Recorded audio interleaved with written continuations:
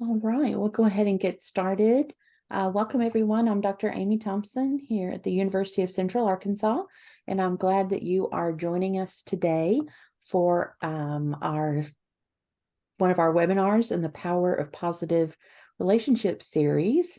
This is funded by a grant from the UCA Foundation, and I'm excited that we're able to offer monthly webinars online from different experts and topics. So I'm excited today that we have Mrs. Sheri Hight joining us. She not only teaches in our program, but she is also a parent of a child with dyslexia. And I asked her here to talk to us about a parent's perspective. If you have questions throughout the presentation, feel free to put them in the chat box. And I'll help you, Sheri, in fielding those. Thank you. All right, take it away. All right, so this is my perspective on the dyslexia journey.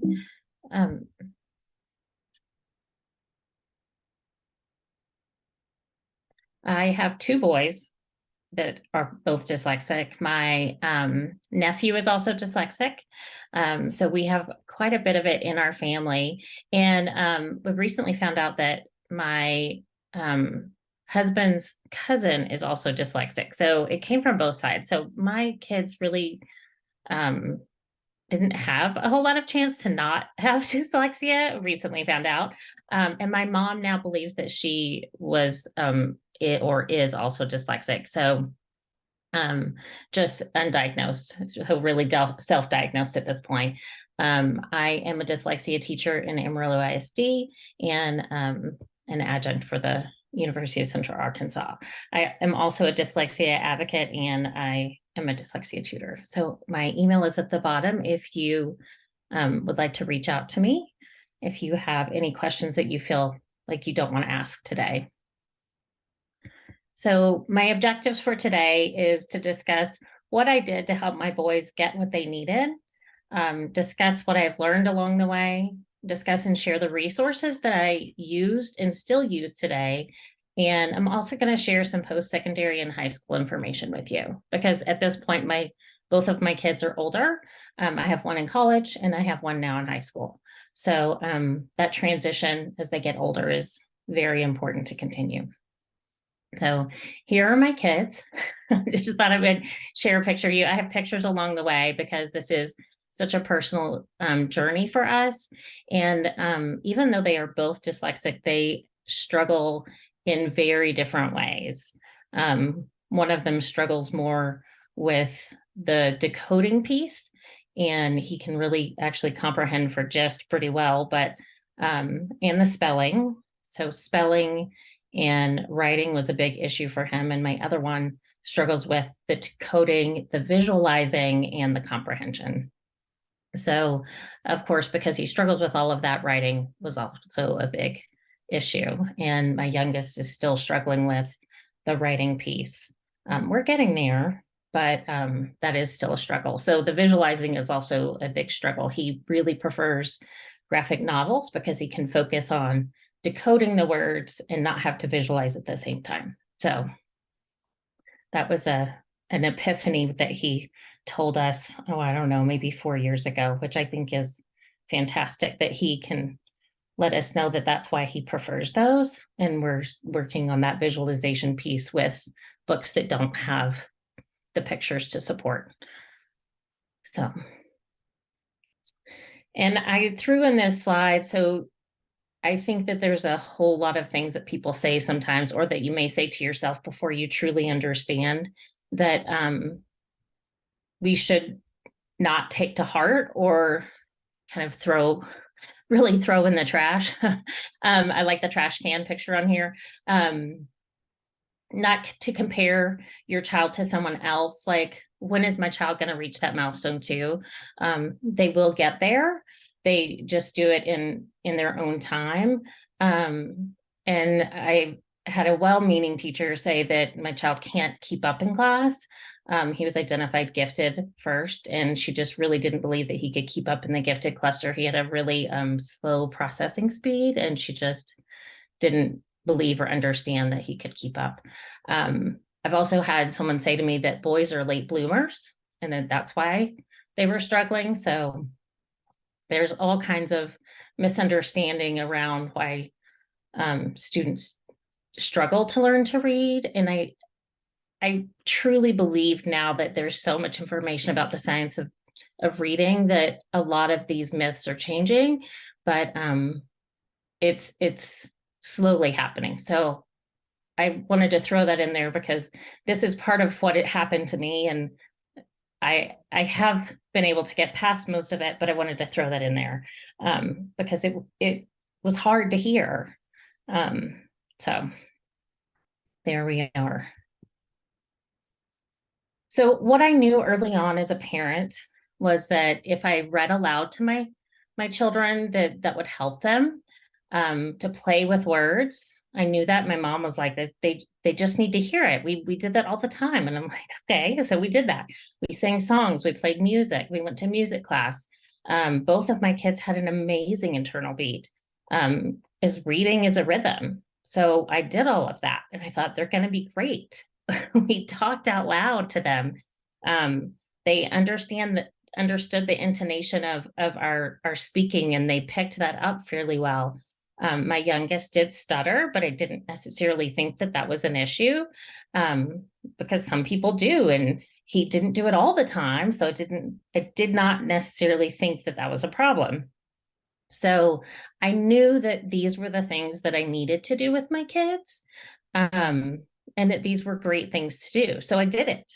But I didn't understand why my oldest was struggling. So I'm going to get into that a little bit along the way.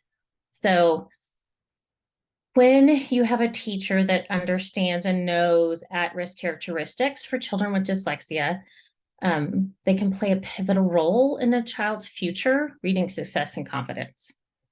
I find that a very impactful statement. I think that my oldest son's confidence and his understanding of himself would have been greatly impacted if we'd had a different, if we had been able to tell him early on that he had dyslexia. So, and I'll explain how that all came about too.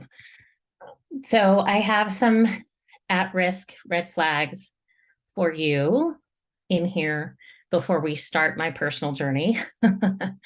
So some of those early warning signs are either late talking or struggling to talk, and stuttering can be one of those signs. And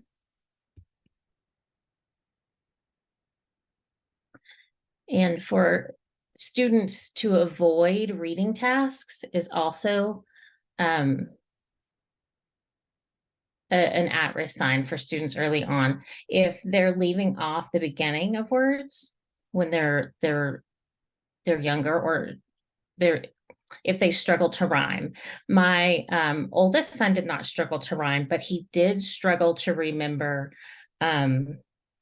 his classmates' names, and he really struggled to recall the letters of the alphabet when they were learning them. So he could not remember the sequence of the letters in order. And he also struggled to learn our phone number. That was something that series of numbers he just couldn't get in order. He just couldn't.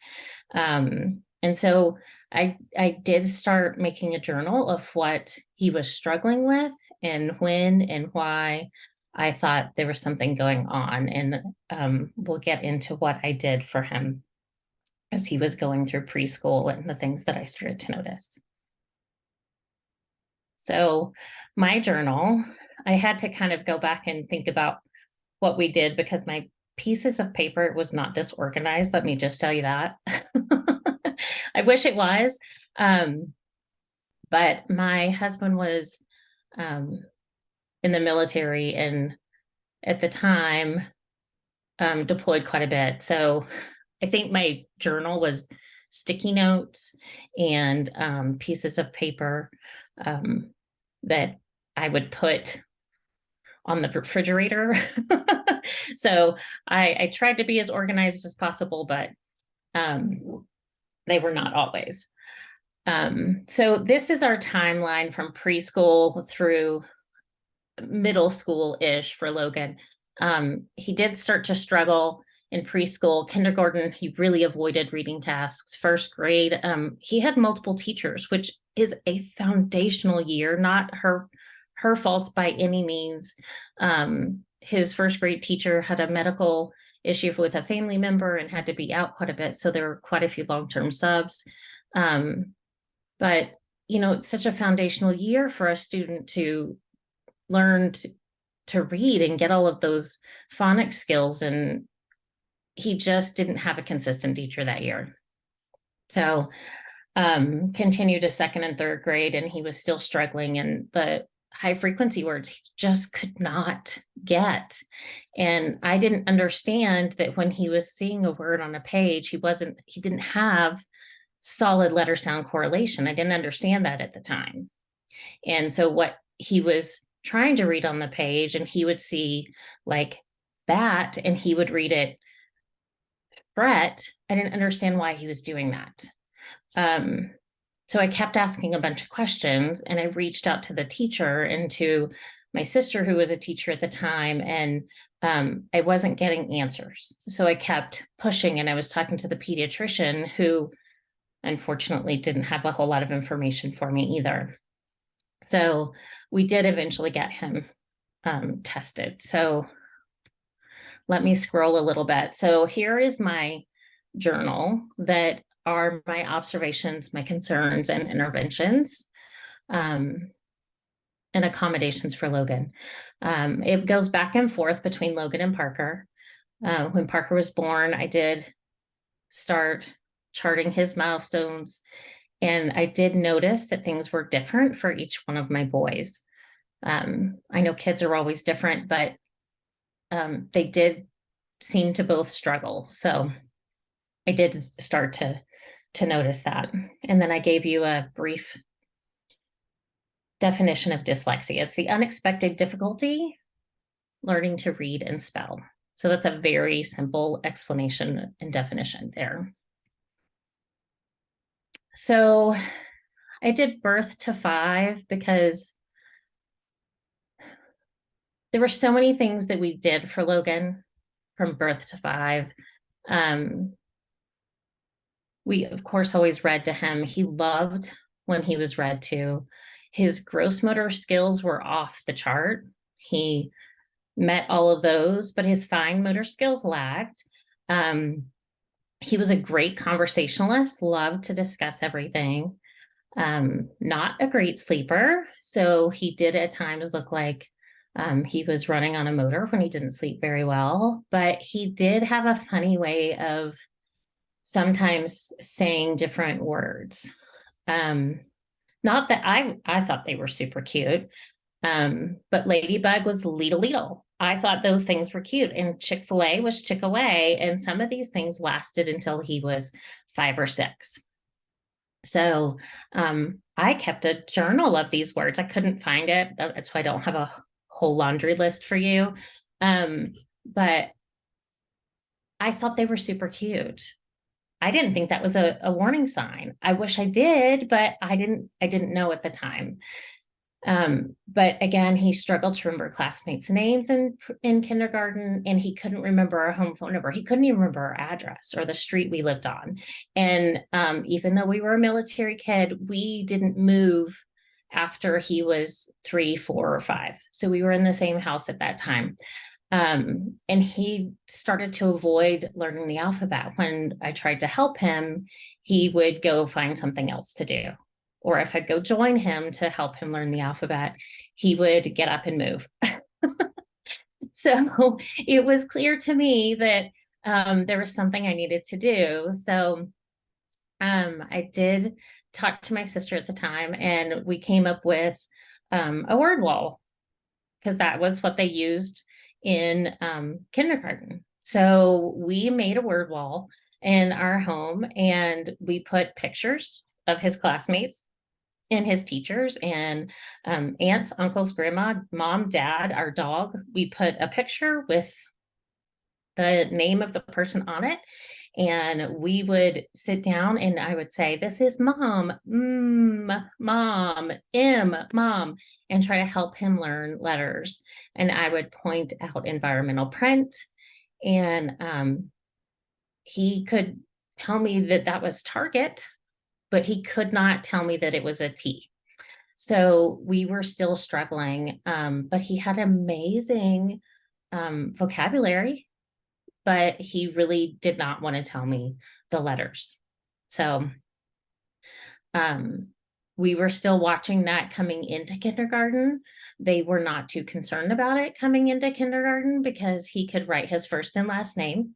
He could identify, oh gosh, some letters, at least the ones in his name, and that was enough for them. So they watched him and they noticed that he was avoiding print activities and still struggling to learn the rest of the alphabet and the letter sounds, and was struggling with the high frequency words and would interchange them when he was learning them. But again, they still weren't too concerned about him because he wasn't the lowest of the low. So I would still work with him at home and we still had our word wall. But then they started to get more concerned about an attention issue because I guess when you avoid wanting to learn, that looks like an attention issue. So that's kind of what we were dealing with Logan, and still in first grade, the same things. His handwriting was becoming an issue because again, he wasn't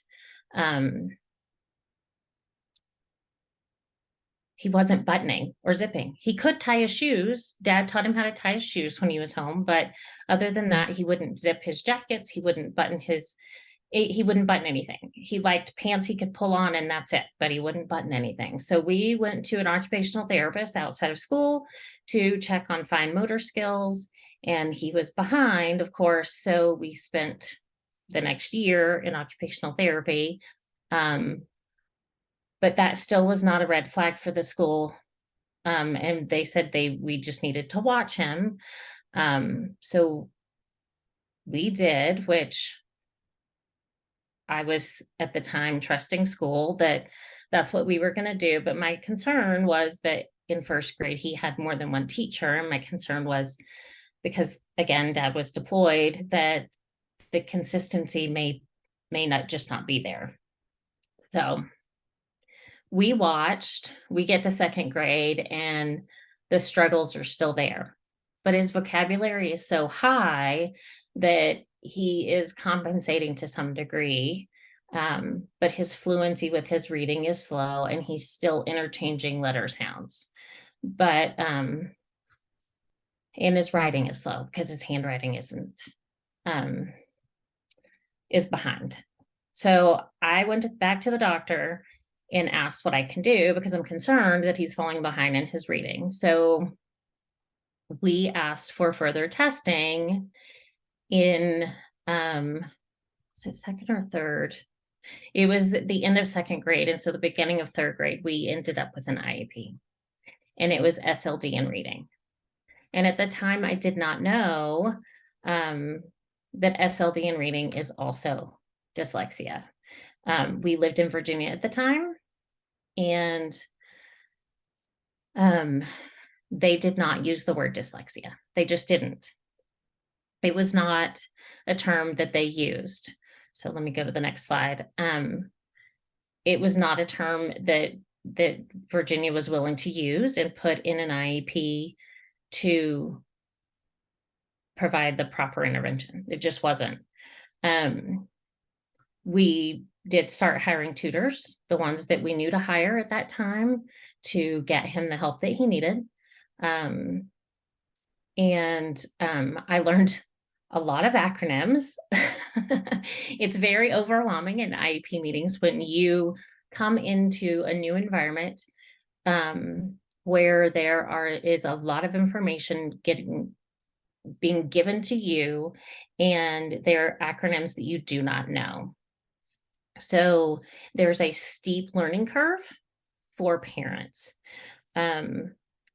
Here is a huge list of acronyms that parents need to have access to.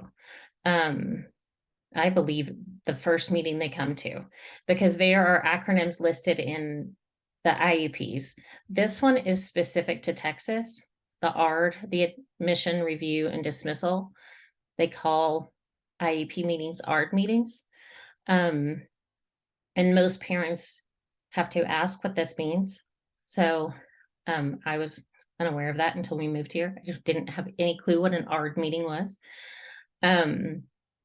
So you have to ask and not be afraid to say, I don't know what you mean by LRE or PWN or PLAF. Can you tell me what you're doing when you say read the PLAF? Well, that means they're present levels. So there's lots of things that parents, they don't understand that jargon. Really, I say it's an acronym, but it's almost like educational jargon. Most people in the room understand that. So I'll go back a little bit. At the time Logan was in 3rd grade, Parker started preschool. And so because Logan was struggling, I think I took a different look at Parker, because I was like, I didn't want him to struggle with letters and not know what I didn't want him to have a handwriting issue. I didn't want him to not know what the letters, I didn't want him to not know his alphabet. So we started learning to build his letters, and he loved that. And he's a very different kid. He's a very architecturally minded student, let me say that. And he took to it very quickly.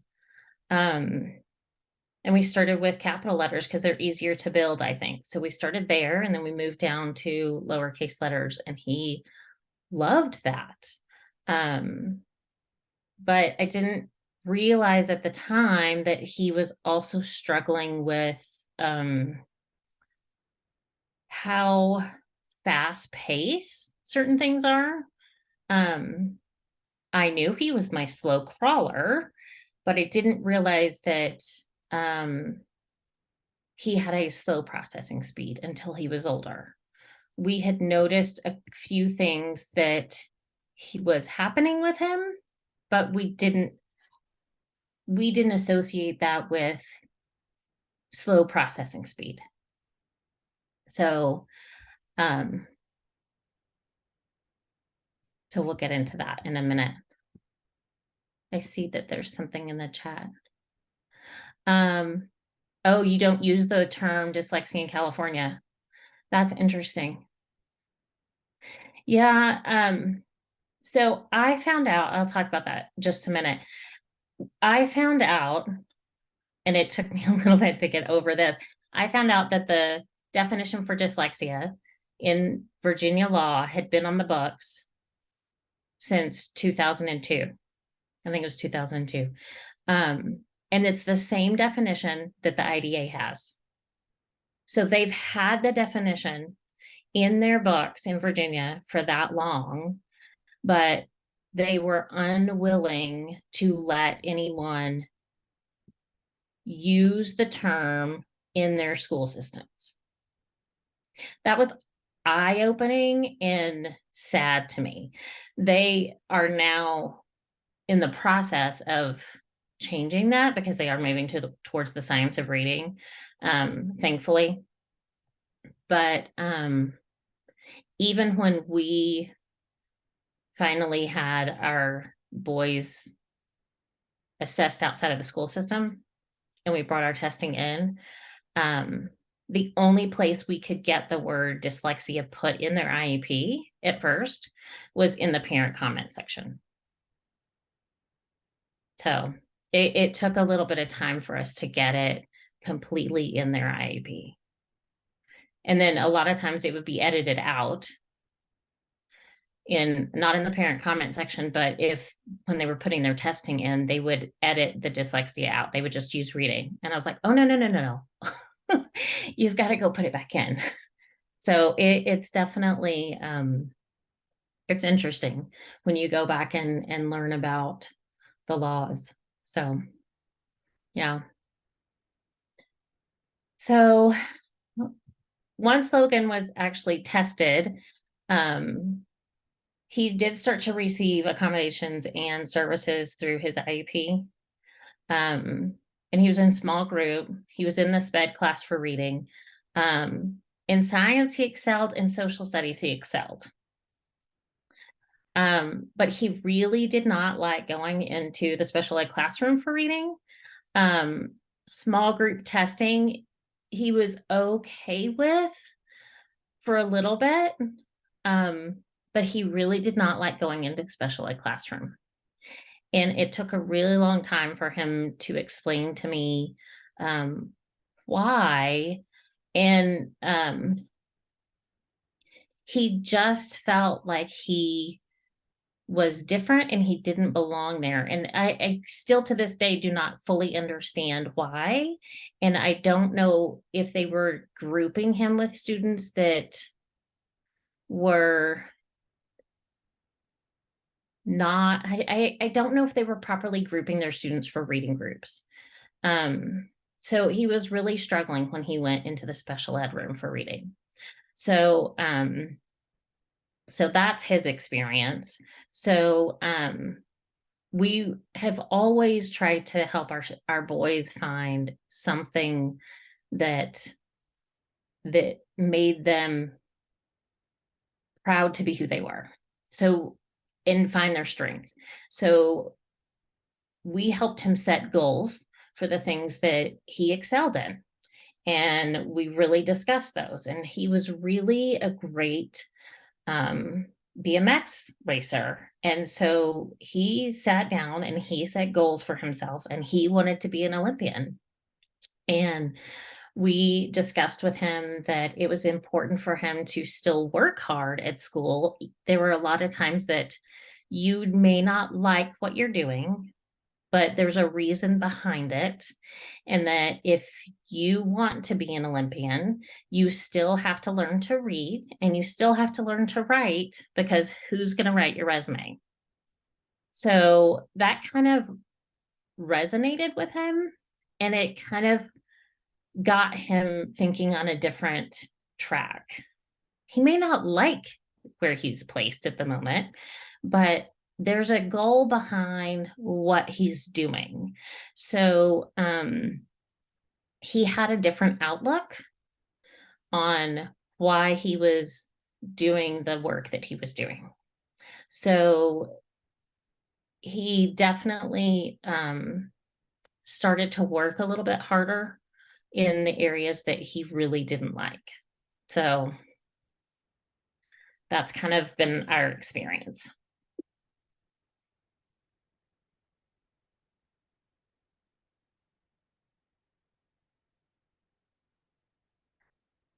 So what I did learn, because I was not always organized, was once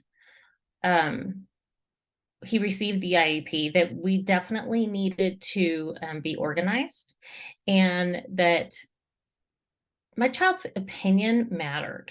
So when Logan was in 4th and 5th grade, he started attending his IEP meetings.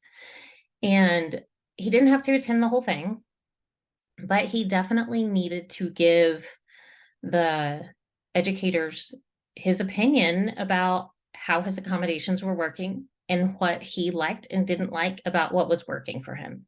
So he would come for part of the meeting and let them know exactly what was working, what wasn't working, if something needed to change, and we would discuss how we were going to do that. We also did the same thing with my youngest. So when he was in 4th grade, he started attending, and he also did it in 5th grade all the way through. So both of my kids have attended every single IEP meeting that they've ever had since they were in 4th grade. So they could actually share their thoughts on their accommodations, if they were working, if they were using them, if they weren't, why was it working? What did we need to change? So they had a stake in that document that says, this is yours, and this is about you, and what's working for you. And if it's not working, how are we going to change it? And they don't have to be there for the whole thing, but they need to be there long enough to give everyone their opinion about what's working. Because sometimes as they're discussing how they're going to change it, it may be, well, we can't do that. And you can say, yes, you can. and get them to really change it.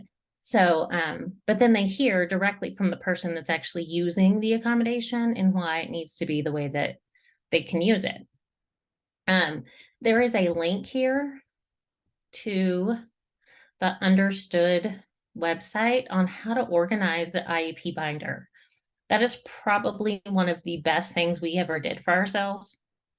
So every time we went to an IEP meeting, we would have the binder, we would have the current IEP in our hand with the goals, the progress report that we had, and if the goals that my son had were not working properly, or they would say he's meeting whatever, and I'd asked for work samples, and I'm like, well, you said he met it, but the work sample to me shows that he's not met this, or whatever the case may be. You can discuss how you're going to adjust that goal, or if you're going to continue the goal, or if you're going to change the goal. So you are a complete participant in that IEP meeting, and you have the evidence to back up whatever you're saying. And you can even make your talking points. I think there's one down here for, I think there's a talking point checklist. I think, hold on a minute. I've never used their talking point checklist, but there is a school context sheet, which is really good to have. But there is a talking point checklist on here for your IEP meeting. I've always made my own, just because you may not need to go over everything. You may need to go over goals. You may need to add a couple of accommodations, or you may not really need to go over anything but accommodations, or everything looks great. You can tweak it to whatever you need to tweak it to. And every IEP meeting may look different. It may be a transition meeting where your student's going from 5th to 6th, or depending on where you live, 6th to 7th, or 8th to 9th because you're going to high school. So it may be a transition meeting where that's going to look very different than an annual meeting. So, or one where, like we just had recently, when you move, and they're completely reevaluating. Okay, how do I get back? How do I get back? Oh, there I am. Okay. And then again, help your student find their strengths. So these are some pictures of both of my kids. This is currently my oldest son. He's in college. He's in Air Force ROTC. He did get a waiver for his dyslexia. So he is planning on commissioning in the Air Force. He selected not to use any accommodations in college. So he could do that. So that was his choice. He is actually thriving and loving life at the moment. He should finish this current semester with a 3.5. So he is doing amazing. And then this is both of them. This is my youngest when he was in Virginia in band. This is when Parker discovered graphic novels the first time. BMX racing is actually both of my boys. One time that they were both in the practice gate. My oldest does jujitsu. That was when he was younger. And this is currently my youngest doing robotics. So they have always found something to excel in.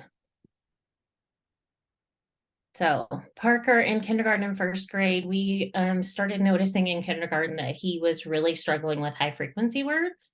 Although he loves learning his alphabet and always loved to be read to, he really was struggling with high frequency words. And now that he was expected to write in kindergarten, he was actually reversing letters. So it was really interesting to me to go from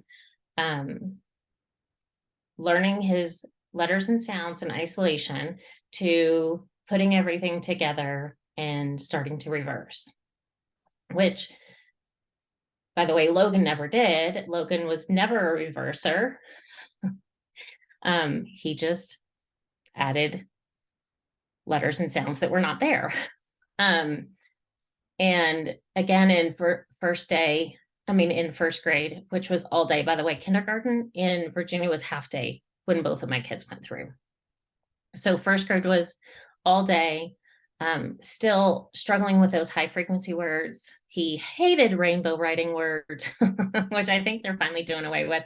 But again, strong vocabulary. His handwriting was beautiful. Spelling was awful. And again, now this is where we're starting to see more of that slow processing speed. He's struggling to remember the answer when he's not called on right away. So what we would see at home was we would give him a choice of something, two things, and what he would answer back always was the last thing that you said to him. And a lot of times that would cause a lot of meltdowns in our house. And we didn't realize that was a slow processing speed. We had no idea that that was a slow processing speed. So we realized that later. We didn't realize that at the time. In the spring, they test all first graders to see if they qualify for gifted cluster that will happen in second grade. And Parker identified as gifted in the 99th percentile. So he is off the chart, out of the box thinker, but moves very slow, can't spell, great handwriter, struggling with high frequency words. So we work with him over the summer with the way that we know how. And again, I didn't have the word dyslexia in my vocabulary at that point. My nephew had not been diagnosed yet either, and we had not retested Logan. Second grade started. Second grade teacher says, he can't remember the answer he's giving me when he raises his hand. He's in tears every day. He can't keep up in my class. So we actually chose to have him assessed outside of school because when Logan was tested inside of the school system, they pushed so hard for an attention issue that they were starting to do the same thing with Parker. And again, he's not my fast mover, but they thought it was inattention. We did not want that same experience. So we chose to go outside of the school district to have him assessed. And when it came back that he was dyslexic, that was not on my radar. But it probably should have been. But that's what came back, along with an extremely slow processing speed. We did have his vision tested, and he was also red green colorblind. And he had some overconvergence. So there was a lot going on for him. So here we are. So we actually chose to get Logan reassessed outside of school. We had him reevaluated. So then we could hopefully get him his confidence back. I think it was waning a little bit for him, just because if we knew what to call his reading disability when he was younger, maybe he wouldn't have been so down about his reading. And he didn't feel that, I don't think he felt that he was smart enough in school. So we had him reassessed, and lo and behold, of course, we get the dyslexia diagnosis. So both of our kids were dyslexic, and I wish I had known that Logan was dyslexic way back in kindergarten or first grade, but I didn't.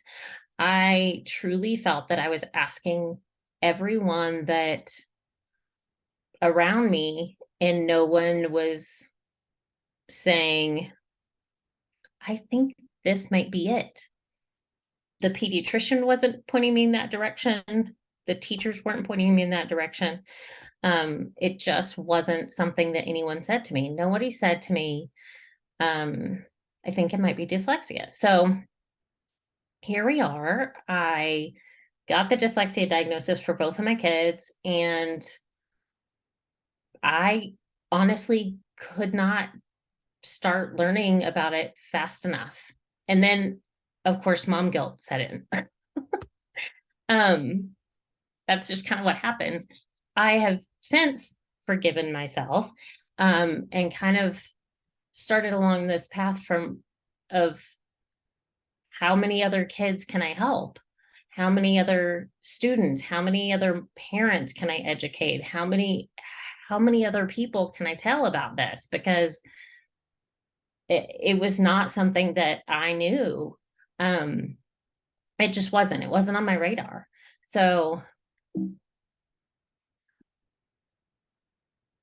what I learned, if you have a sibling or a parent with dyslexia, you have a 50% chance of also having dyslexia. Dyslexia ranges from mild to severe. And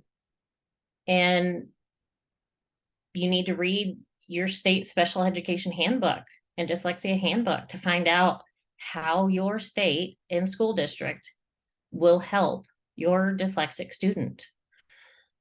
And you can apply through the school counselor for accommodations for the PSAT and SAT. So, and I didn't realize I put this here. We got to see Harry Winkler right after Logan was diagnosed with dyslexia. He was in Northern Virginia, and we found out, and we drove up there to hear him. Probably one of the funniest men that we've ever heard speak. We laughed through the whole thing. But it was like my crusade to get Logan comfortable with the idea of being dyslexic.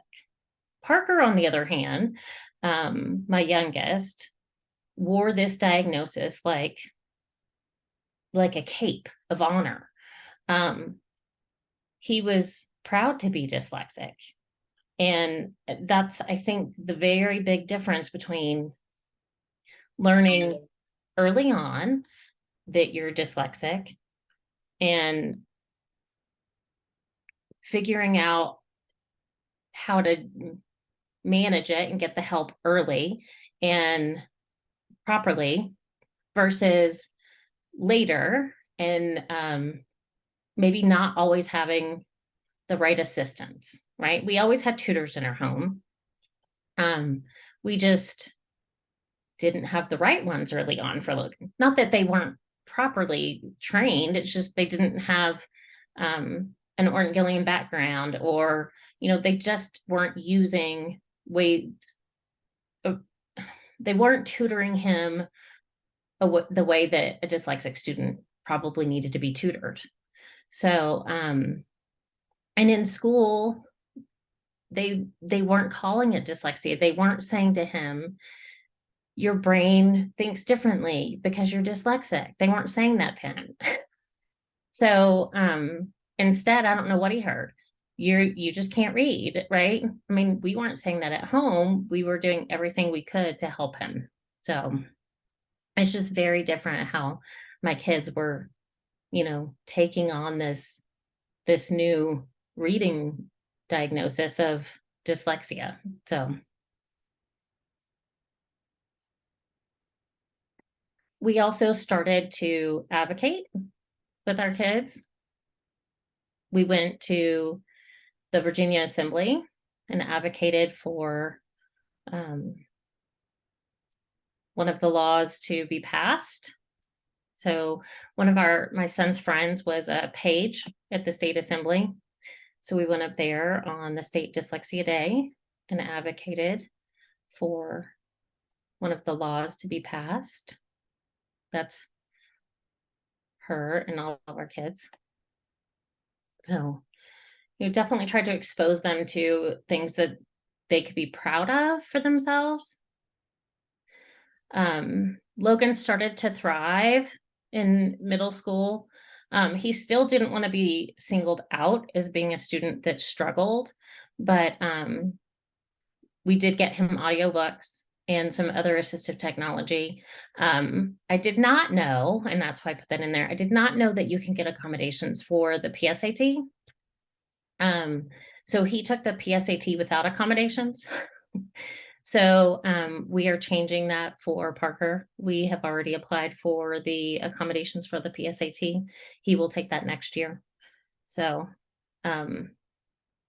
yeah, Logan got additional help for writing, and we of course had many tutors in our home for that. So he's pretty solid with writing now. He was actually writing papers this weekend when he was home. Parker received services and accommodations through his IEP, and I didn't list them all here because accommodations are so personalized for students, and accommodations for both of my boys have changed so much throughout the years that I only listed a few of them. A few of the ones that Parker had were extra time, and that's a big one for a lot of dyslexic students, but Parker also had accommodations on the DRA. It was untimed for him because his processing speed was so slow and he had to decode so much. They made it untimed because there were so many passages that they showed me his time for. It was like 10 or 11 minutes. It was awful. I mean, it was so just terrible that they were having to go back so much, and they were like, but he can read these, but it's just taking him forever. So we made it untimed. Alternative ways to respond, orally or drawing. But we also, and I don't think I listed this one, if he had to write something over 3 sentences, he could, I did. He could use his assistive technology. He had word prediction software. He also had speech to text. Before he got that, they would let him draw pictures of what he wanted to write and then write the sentences. That was another accommodation he had. Chunking was another accommodation. They modified assignments for him because of his slow processing speed. At one point he had like a page and a half, I think, of accommodations. So I did not list them all here because they are so individualized for your student. So they have changed so much from IEP to IEP, and as he's gone from each grade to each grade, and as he uses them or doesn't use them. I think there was even a time where he was having to wait for the teacher to read aloud on paper tests the directions, and he wasn't waiting. And the teachers were getting mad at him because he wasn't waiting. He was going ahead and taking the test or doing the assignment or something. And so I called an IEP meeting and I said, you're making him dependent on the accommodation. And they were like, but that's his accommodation. I said, that's fine, but you're making him dependent on it. If he feels he can do it by himself, we need to change it. And so it took us 45 minutes, and they had to call downtown, and it was like this huge deal that he could request per student request in class paper test. Like it was an issue because on the SOL test, that's the Virginia Standard of Learning test, he had read aloud.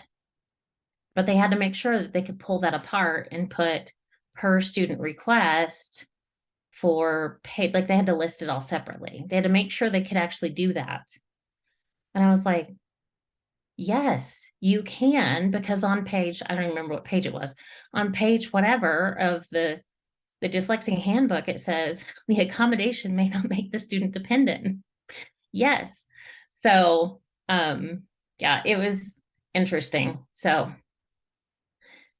read your dyslexia handbook.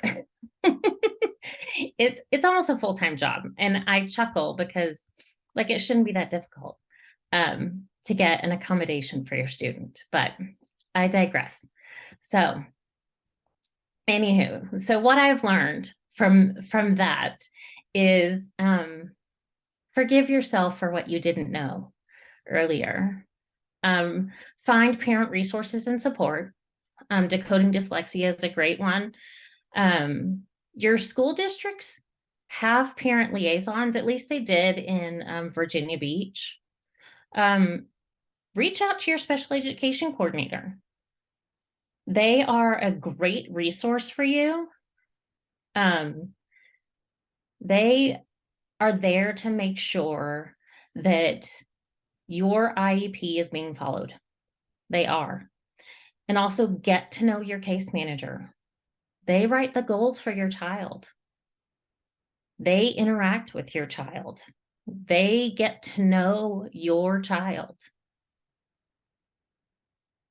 Make sure that you know them and you know what they're helping your child with. So I really made sure that I got to know my kid's case manager. We were very fortunate that Logan, my oldest son, had the same case manager, and it doesn't always happen, had the same case manager from his freshman year of high school all the way through his senior year. It was very beneficial because she was able to help him and help us, honestly, get, well, his self-advocacy goal, get him through that and off of his IEP. I mean, that was always our goal because of what Logan wanted to do, but she was amazing. Like she truly was amazing. Like she got Logan, she understood who he was, she understood his goal. And it was like the best fit for him. So get to know them. They truly are the kid's advocate. And if it's not a good fit, talk to the principal, talk to the school. They are there for the kids. So yeah, so that's my little tidbit. That's what I've learned. So when Parker was in 4th and 5th grade, he was working on decoding and encoding. That was a big push for me. I had started learning, again, as much as I could learn about dyslexia. I had gotten Wharton Gillingham training, and I think at the time the school really didn't like as much as I knew, but I did. I knew a lot. And Parker's phonemic awareness was low. He really, really struggled. And so I had them do the past, and had them find where he was deficient and had them work on that. And so they were working on the phonemic awareness skills and his decoding and encoding and working on his comprehension skills. Like he really had a pretty beefy IEP. So, yeah. So I felt like we were moving along because I had enough information to, and I don't want to use the word force, but to educate the case manager and educate the school on the skills that my child needed. So, and the other pieces that he still needed, we were filling in at home. So that's where we were. And he was still had the slow processing speed, but he again had extra time. He had extra time to do that. He had extra time for assignments. He had extra time for responses. And he was figuring it out. He was making his way through. So, and the teachers were understanding. The teachers were understanding that this is a dyslexic student with these specific needs. So we were making our way through. And these were the same teachers that had Logan. We had not moved. Even as a military family, we had not moved. So they were being educated on the second child coming through. So what I learned to teach and advocate for my children and other children like mine.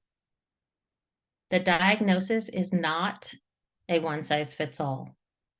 Each student is an individual.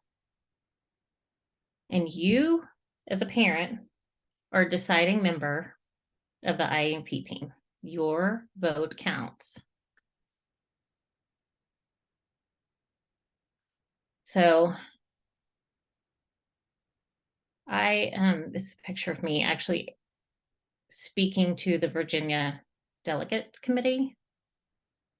I got to go do that a few years ago. I got to advocate for, gosh, I don't even remember, sorry, the bill number that we were advocating for, but we were asking for additional screening for students to catch all of the kids that were still struggling with reading.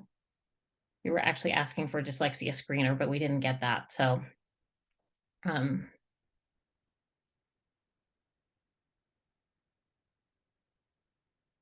so it kind of clumped Logan's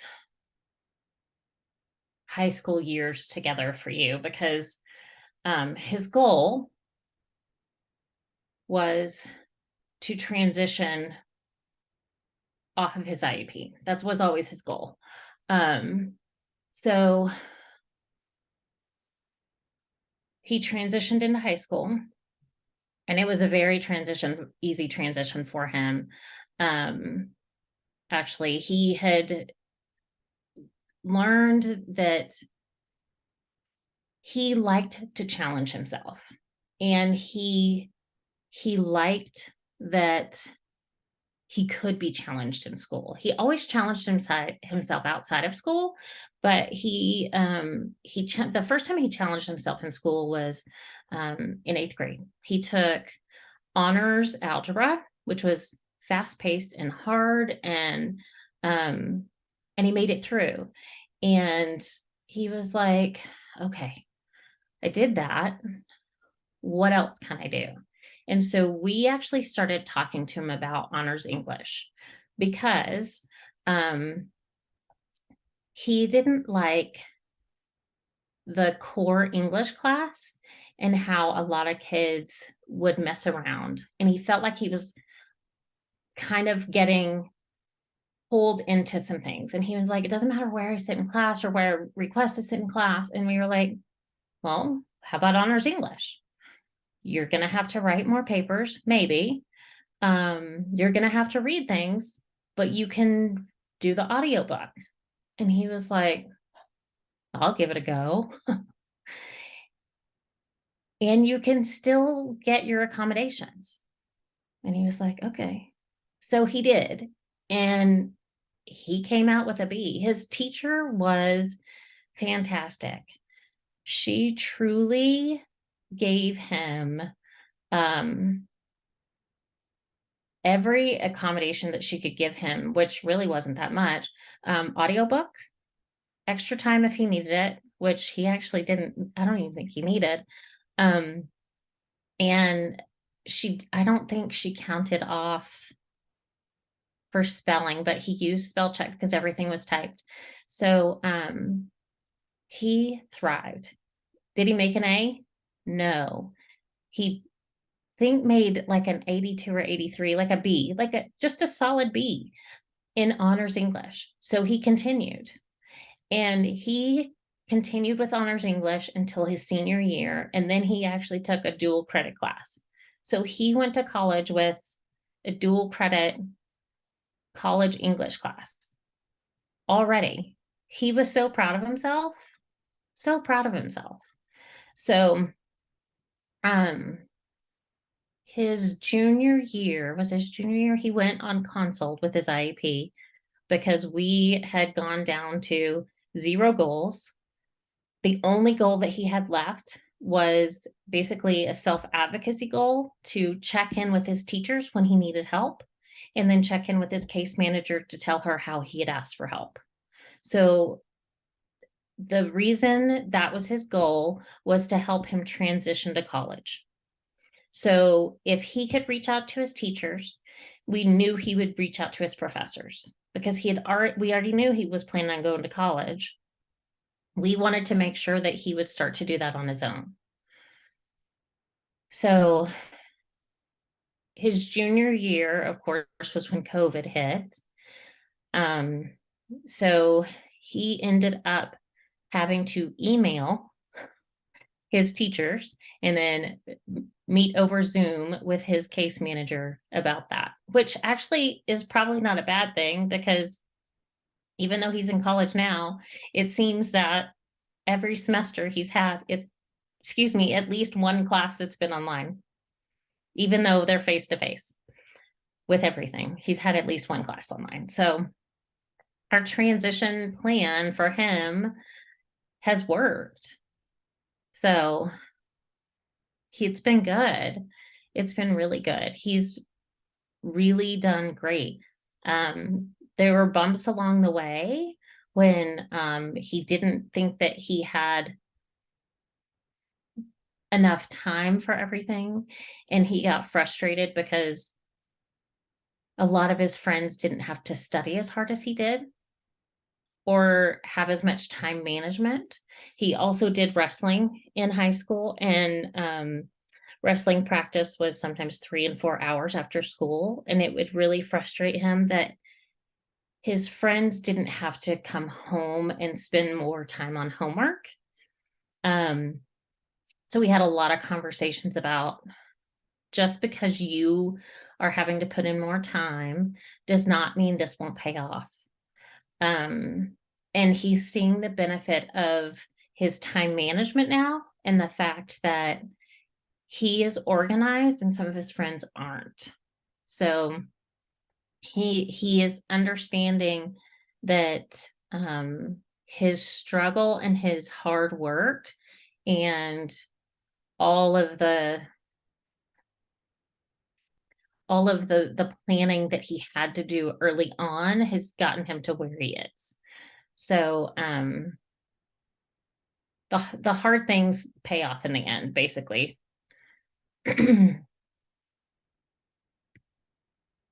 So what I learned from having a student already transition to college was that transition plans are very vital.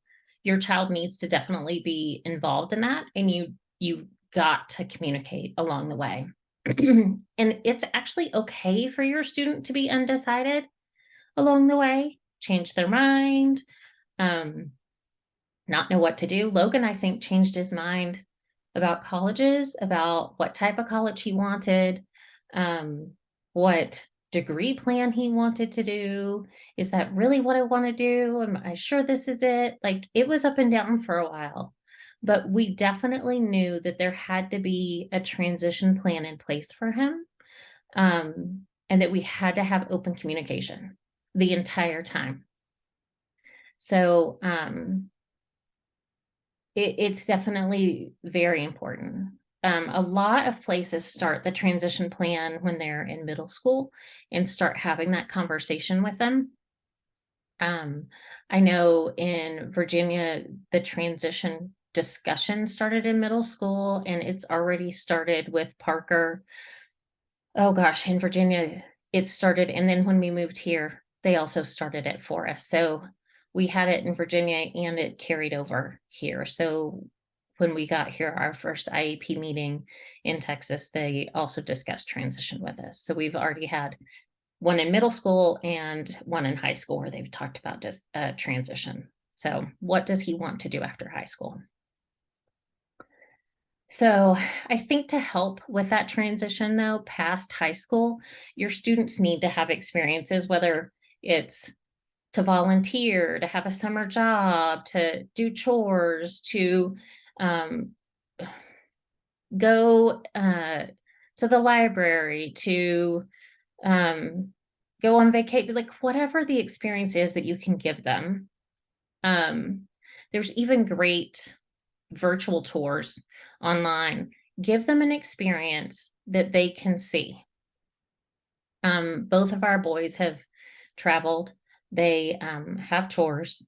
Logan's volunteered with something he's very passionate about. Parker is doing lots of things that he's very passionate about. He hasn't volunteered yet because the places around here, he's just 14. They're not letting him yet. But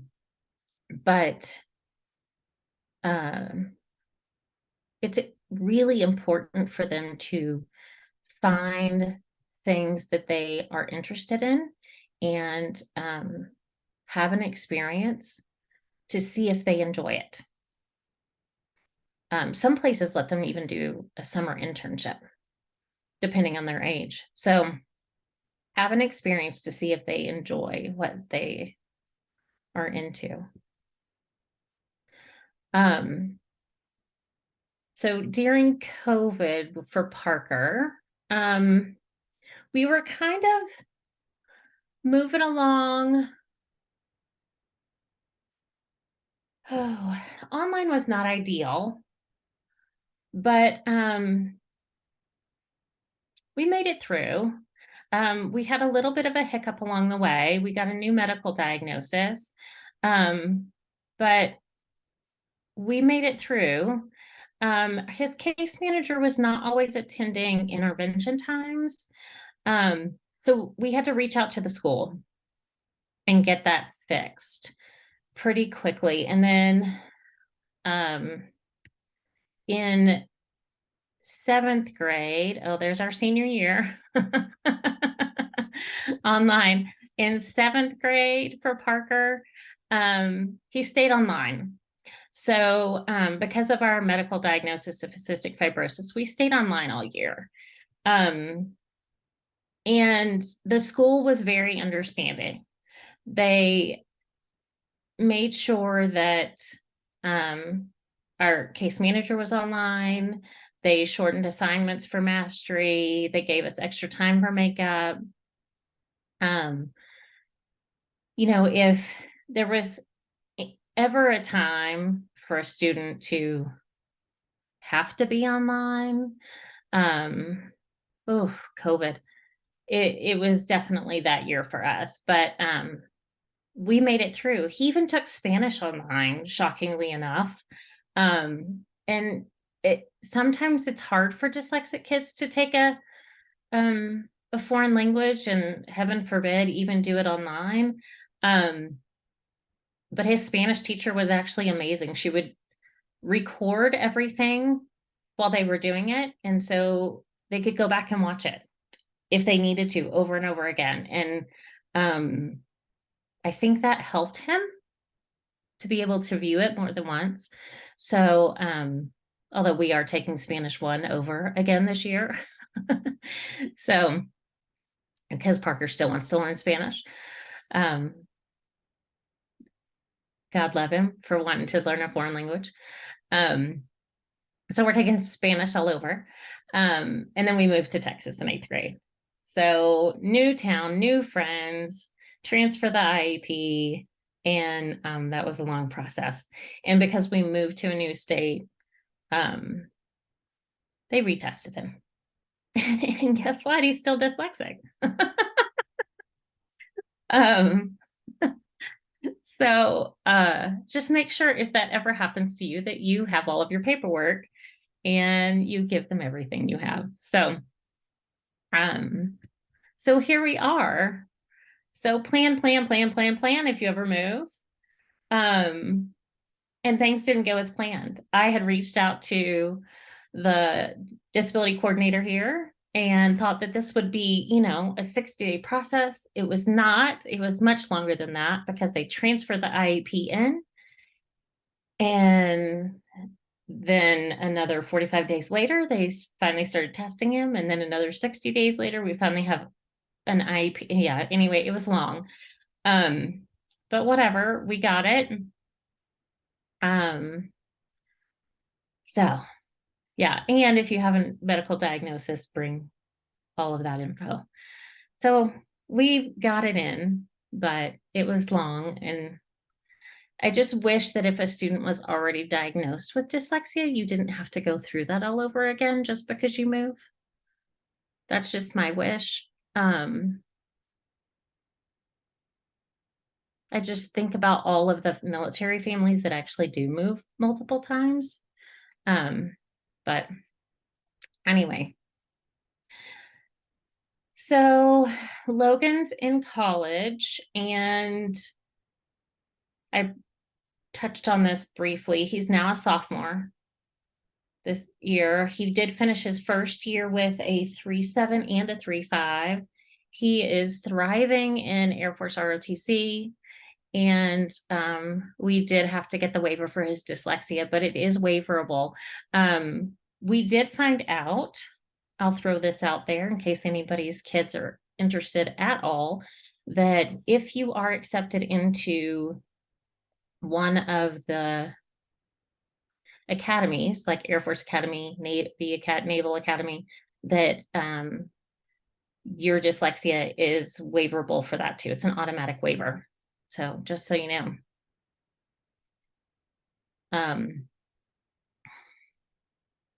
So what have I learned along the way from this? Also, educators are doing what they can with what they know to do.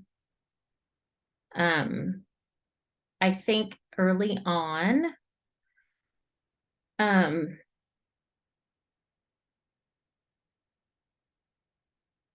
when I started learning more, it was difficult at times for me to not feel angry about that. But I have since I don't feel angry anymore, because if they don't have the training, they don't know how to help. They don't. And that changed my mindset. When I started learning that educators did not have the training, it kind of became this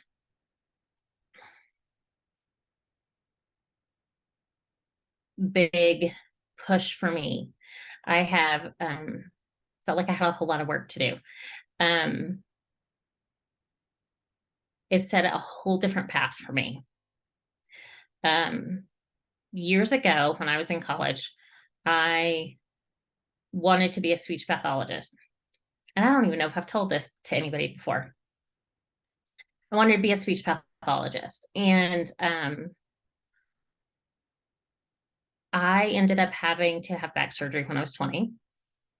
And I sat out of school for a few years. And when I went back, I would think I was just ready to be done. So I got a degree in psychology instead of speech pathology. So I finished, and I met my husband, and I got married 6 months before I graduated. And life takes you on different journeys, right?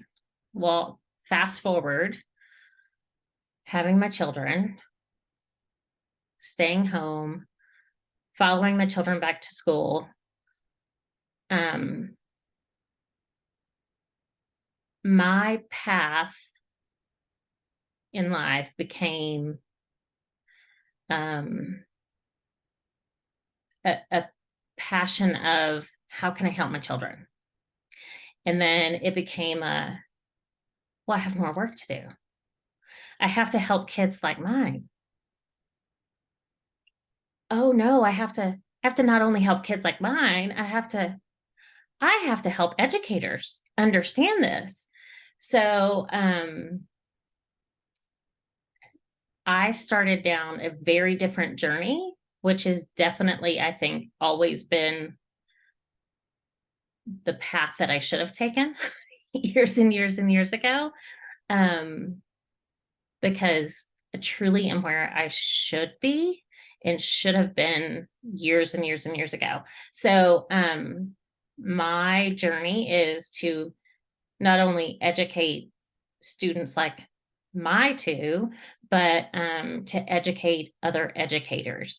So the science of reading supports all learners, regardless of if they're dyslexic or not. Um, and there are a ton of resources available to help everyone. So my journey, it was through my children.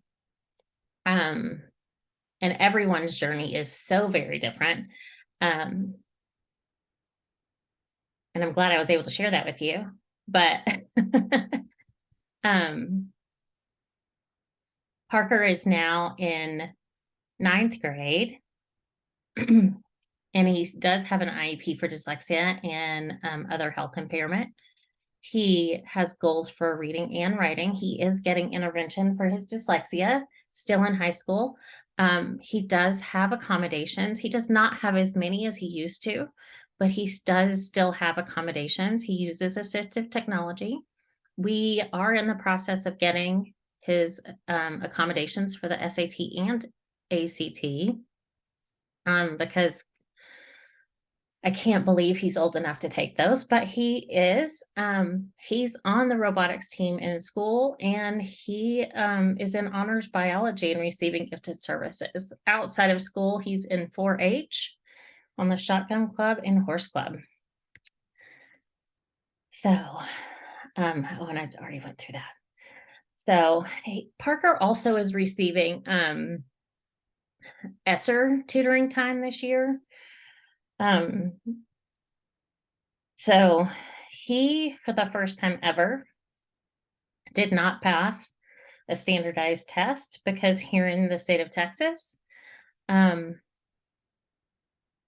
is no read aloud accommodation or read aloud, accommodation for the STAR test. Let me clarify. They will read the questions on the reading STAR test, but not the passage to students with dyslexia. That is new for us because in Virginia, they would read the passage, and Parker gets fatigued having to decode and comprehend multiple passages. So he failed his first reading standardized test last year.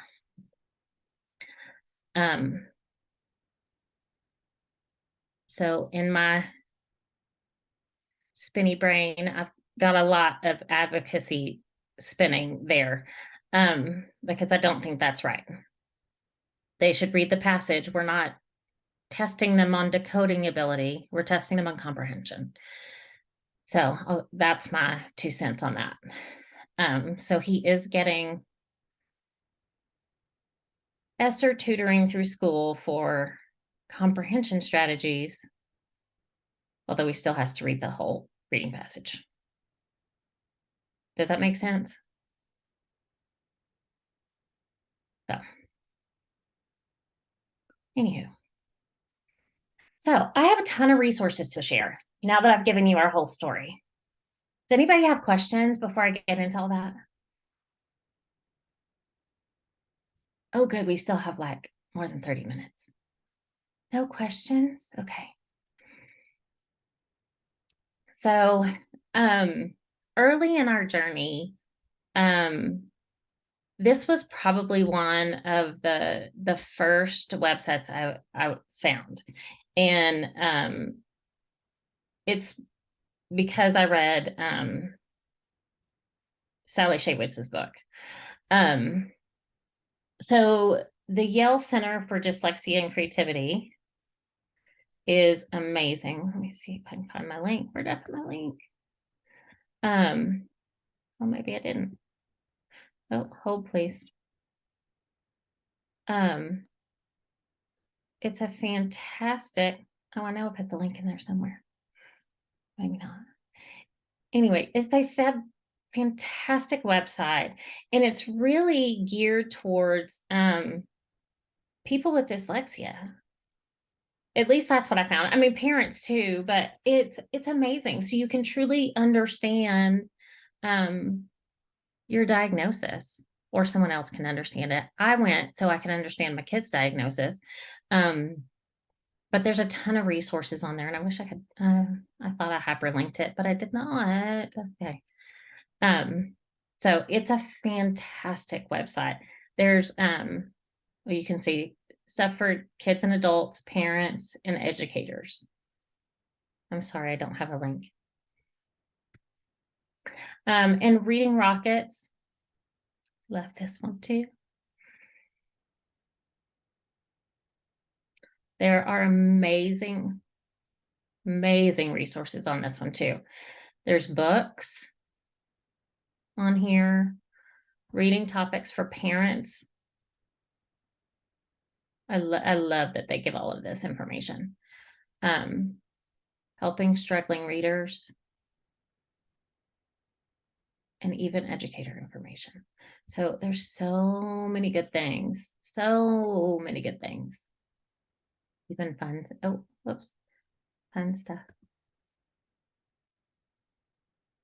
So all of these great things you can do with your kids.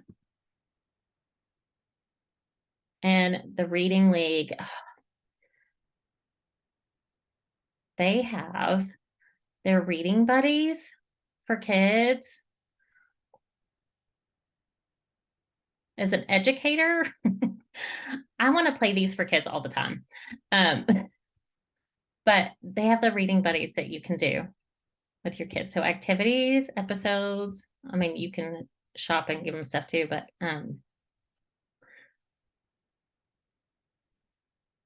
I love the Reading League. There's so many amazing resources on here. There's even a podcast. There's so much information. So the Reading League is, oh, it's not going. A resource for parents and educators. The next one is the International Dyslexia Association. Again, great resource for parents. They also have amazing resources for teachers, but their fact sheets is the link that I gave you. But you can explore their entire website because they have all of their links at the top, but I gave you the fact sheets. But even over to the side, do I have dyslexia or dyslexia at a glance? Those are the first ones. But there's so many great links. Oh.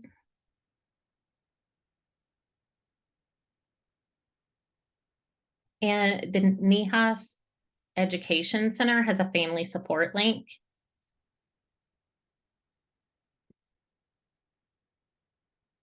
Where it tells you how you can help your child at home. There's an English and a Spanish version. They even talk about the characteristics of dyslexia here too.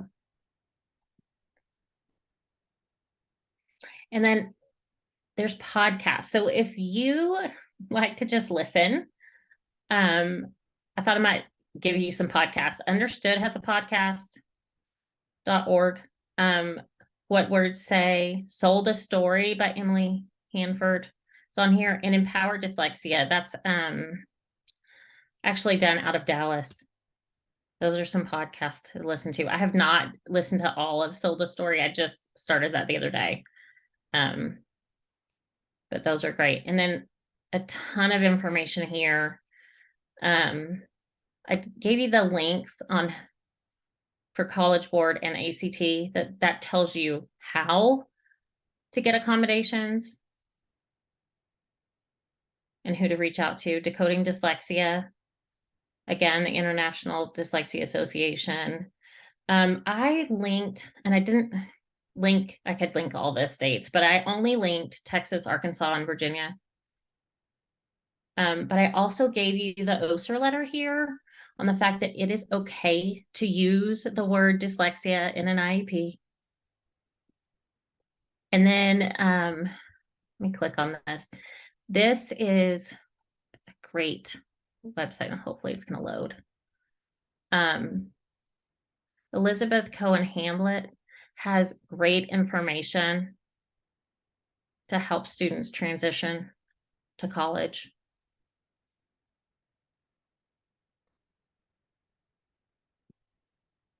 I would think even the information would be applicable if your student is going to go to a trade school or just start to work, because there's a lot of times accommodations in the workforce. I also gave you some books for parents. These are books that I have read. There's more, but I didn't want to overwhelm you. I have a whole bookshelf over here, but these are some that really gave me great information. Because just because you read to your student doesn't mean they're not going to struggle, but continue to read to them.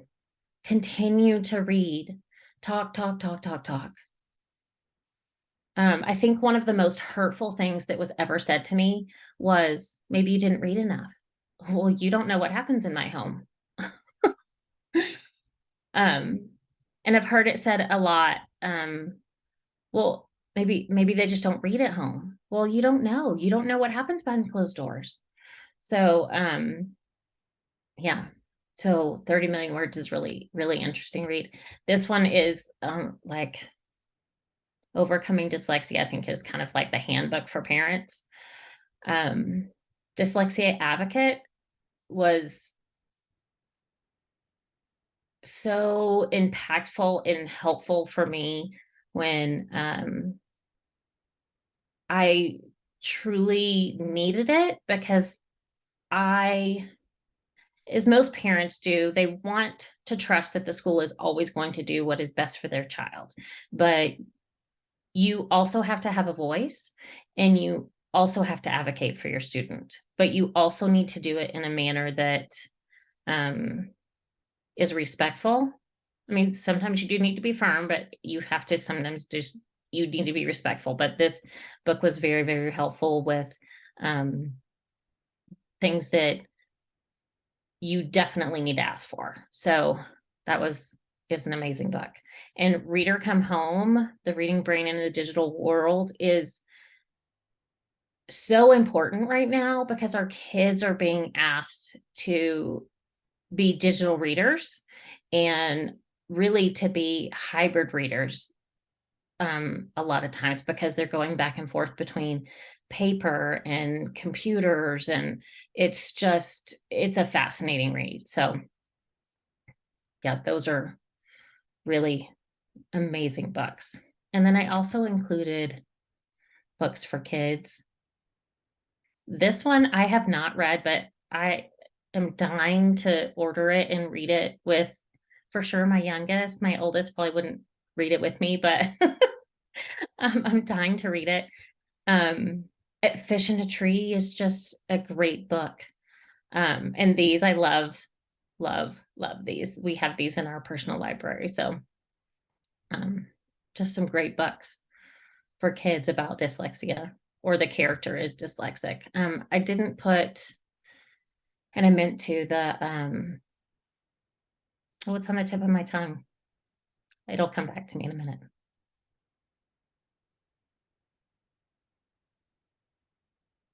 Oh, The Lightning Thief. The character's dyslexic. Those are always good for older students too. So, and then I just liked this quote. Sometimes it's the journey that teaches you about the destination. That's truly how I feel. Our journey taught me a lot. I think we're still in it, but it's definitely taught me a ton. So, does anyone have any questions? I feel like I've been speaking a lot.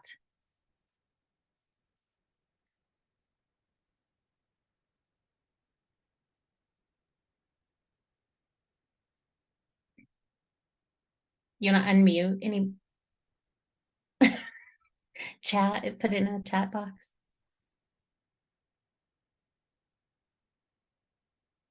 I don't have any questions per se, but I just wanted to say thank you for doing this because as a teacher, it's really helpful to see the parents' perspective and their journey. Because I don't have any kids yet. So just from my perspective, sometimes I get frustrated, but then I do have to remind myself that, the parents don't have the same background that I have in teaching and education. And so it is a nice perspective to see from the outside what you went through and what I know a lot of parents go through in order to, best support their kids. Right. So I really appreciate it. You're welcome. And I think it's hard because we know our kids, right? Like we feel like we're experts in our kids, but we don't always have all the information either. And we're relying on the experts to help us. And when we feel like we're not getting answers, I think that's sometimes when the struggle comes, right? And we're not trying to struggle with teachers. We're trying to get we're just trying to get the best for our kids. So it's really that frustration of I want what's best for my kid and I see something happening. So